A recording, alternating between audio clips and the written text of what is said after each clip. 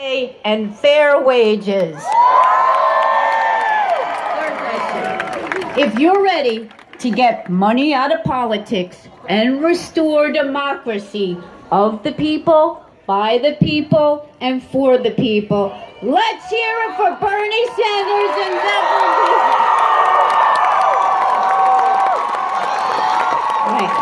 So without further ado, I get to introduce a man that doesn't need any introduction at all.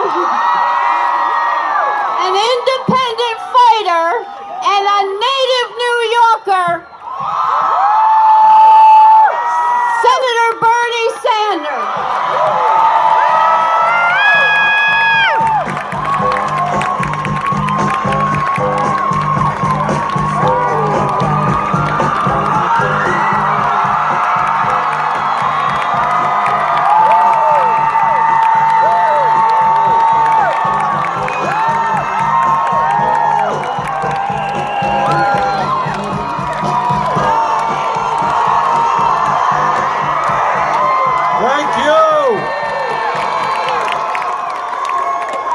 New Paltz, let's make history and elect Zephyr Teachout.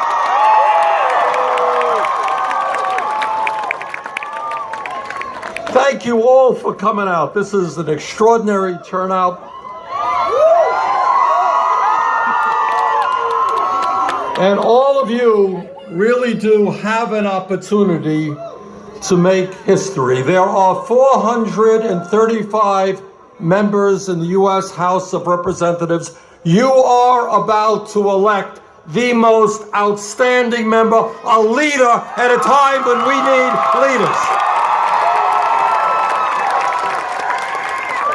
I would not be here today if I were not deeply impressed about the person that Zephyr is and the campaign that she is running. These are difficult days for our country. I think you all know that.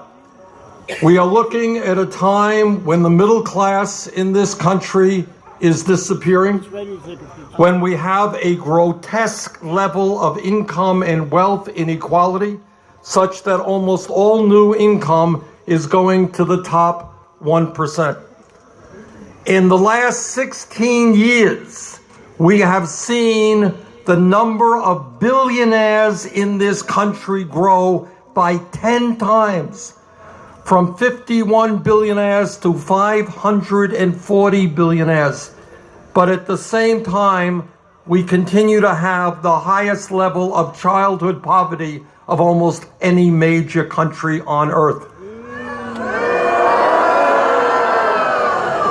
At the same time as the very, very rich get richer, we have millions of young people trying to deal with outrageous levels of student debt, paying off that debt. Now, you all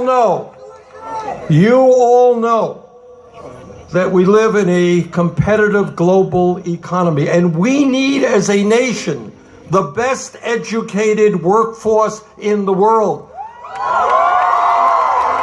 Our job, and Zephyr understands this, is to make public colleges and universities tuition free, not to saddle young people with oppressive debts that they will be forced to pay off for decades. And let me tell you something that very few people, Zephyr will tell you this, but very few politicians will tell you. The great crisis of all of the crises that we face, and they are many, is that in many respects, our country today is marching toward oligarchy. Now, very few people will talk about it. Media will not talk about it very much.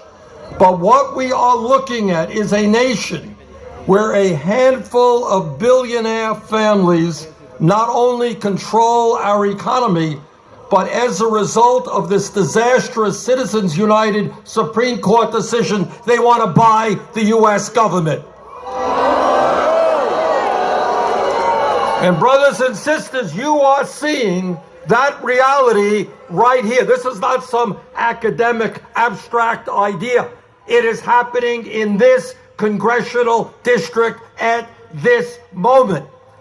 Wall Street billionaires are pouring in substantial sums of money for Zephyr's opponent. As I understand it, 2 billionaires have already put in $500,000 each.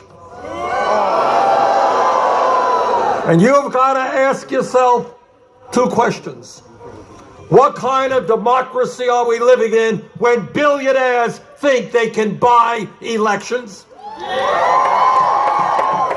And the second question is, why are billionaires pouring in substantial sums of money to Zephyr's opponent? What do they want?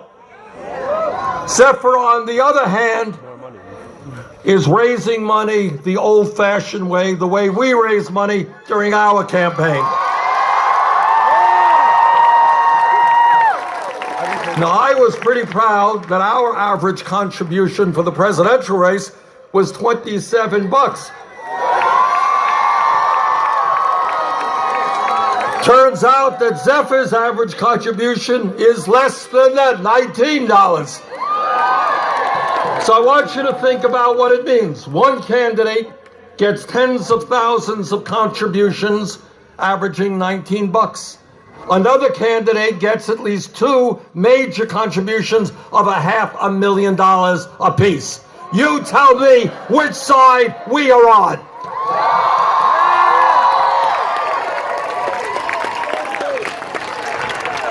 Zephyr understands that all of us have got to be thinking big, not small, to understand that in the wealthiest country in the history of the world, when we all come together, black and white and Latino and Native Americans, gay and straight, men and women,